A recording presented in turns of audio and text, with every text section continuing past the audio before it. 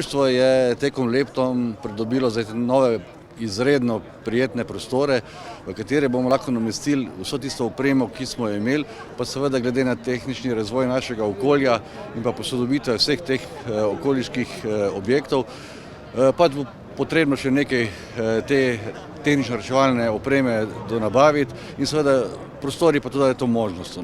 Glejte, društvo je pred 4 leti praznovalo 130-letnico, obdobje je bilo različno. Imeli smo že svoje prostore na lokaciji današnje podmornice, tako rekoč. Seveda zaradi razvoja mesta se je to spremenilo, bili so prioritete kraja drugačne.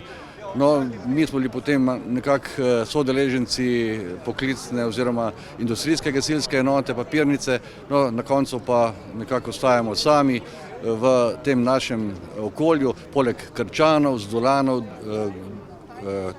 sektorja še kot Gora in pa seveda Dolenja vas. Smo pa srečni in veseli zdaj tej novi pridobitvi, seveda tudi vsekakor je zelo dobra varianta, da smo poleg poklicne enote, ki nam omogoča dodatno izobraževanje, dodatno srečevanje z izkušenimi ljudmi in pa seveda s tem, da smo tudi sami izpopolnjeni in pa da lahko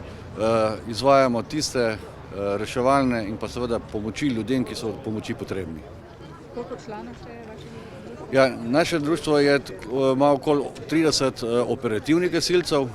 od tega jih je 8, ki imajo tudi znanje z dihalnimi, izoliranimi aparati, pa 2 sva, ki imamo specialnost upravljanja z motorno žago, pa potem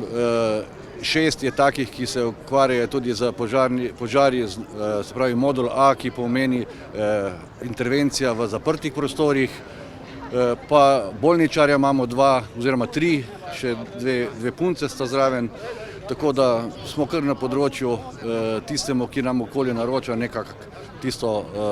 delo in pa seveda pomoč ljudem potrebnim v takem slučaju. Oprema imate dovolj, sodobne? Oprema je malenko zastarela, stremimo za tem, da bi se prilagodili okolju, v katerem živimo, se pravi predvsem vidma, ki je nekako zgrajen malo z odvodnjavanjem s prenizko kanalizacijo in se pojavljajo v teh blokih malo povoljen v večjih nalivih, no zato si želimo nabaviti tudi en specialni sesalec, ki bo pač omogočal črpanje vode iz